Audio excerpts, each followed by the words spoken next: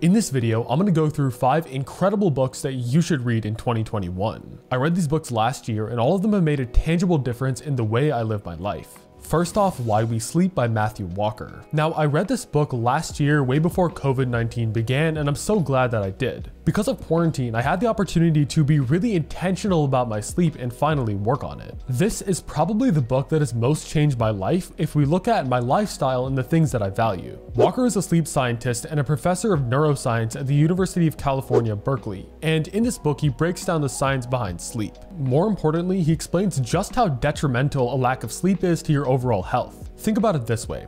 If sleep doesn't serve an extremely important purpose, then it's the biggest mistake Mother Nature has ever made in the history of evolution. You spend a third of your life sleeping, and when you're asleep, you expose yourself to a whole host of issues. You're completely vulnerable, you're not finding food, and you're not reproducing. At the surface level, sleep seems completely useless. It even looks like something negative. If you ask someone why we sleep, they'll probably tell you some variation of, we have to sleep because we get tired.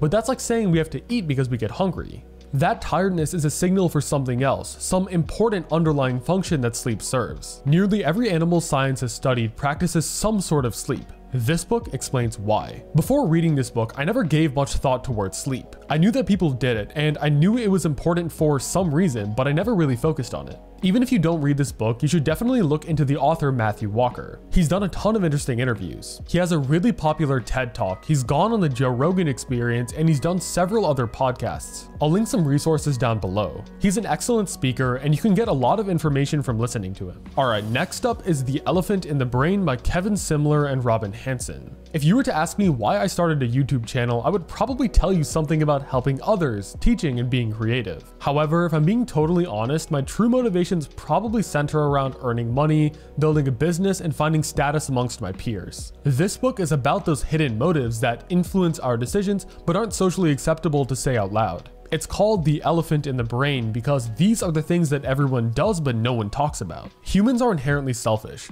Much of our behavior is geared towards self-preservation as we want to protect ourselves and pass down our genes. However, we're also social animals. We spend much of our lives navigating political and social situations like going to college, getting a job, and making friends. Because people are constantly judging us to see whether we'll make good allies, leaders, or partners, our psychology is built around deception. But we don't just deceive others. In the process, we end up deceiving ourselves. Think about it this way. If you were lying to someone, but you didn't even know that you were lying, you would be significantly better at it. You'd never give up because you'd think that you were being honest. This book was one of the most enlightening I've ever read. We spend much of our lives engaging in unintentional politics and signaling games with our peers without even realizing it. If I think back to a lot of the activities I've done throughout my life, I didn't really do them because of the activity itself. I secretly cared more about status, which fueled my motivations. So for example, when I was in high school, I was a band kid. I played the saxophone. My senior year, I auditioned for All-State, which was the statewide band competition. Making it in was probably the most prestigious thing you could do as a band student in my home state. All-State was the one thing that everyone wanted to get into. If you made it in, you were celebrated throughout the entire school and you got a ton of respect from your peers. The school would literally put your face on the wall for everyone to see indefinitely. So I really wanted to get into All-State, but I ended up not making it in. Of course, this made me really upset.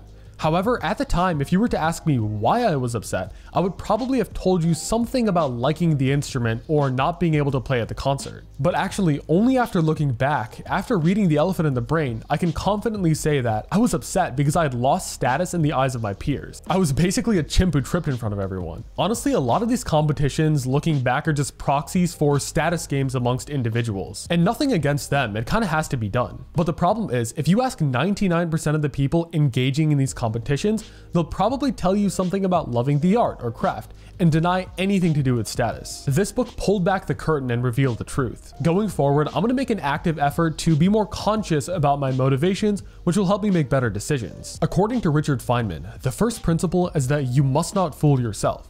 And you are the easiest person to fool. The first step to not fooling yourself is to understand your hidden motivations. Third, we have I Will Teach You to Be Rich by Ramit Sethi. Now, this book has a clickbaity title, kind of like The 4-Hour Workweek, but it teaches a lot of great lessons. This book is a guide to personal finance from the ground up. Looking back, I really didn't know anything about personal finance and managing money until I was forced to learn it when I moved out and started living alone. I think this book should be required reading for anyone graduating high school. It's really concerning because no one teaches you this stuff. No one one teaches you from first principles how to invest in the stock market, how to build up your credit score, and how to open a bank account. You'd think that this stuff would be covered in a mandatory class, but it often isn't. In this book, Ramad Sethi focuses on his concept of the rich life. I know the name sounds like a scam, but it's actually really interesting. His philosophy focuses on cutting ruthlessly on the things you don't care about so you can spend freely on the things that matter. For example, I don't really care much about clothes or shopping, so ideally I would spend next to nothing on those. Then I'd have room to spend on the stuff I genuinely enjoy, like productivity apps. If you make good choices in the big areas like your insurance, your credit card debt, then you have a lot more breathing room in the small areas. If you make good decisions early on, then you don't have to cut out your daily Starbucks. Another thing Sethi focuses on is the psychological tendency to fear loss more than enjoying gain. For example, most people would do more to avoid losing $5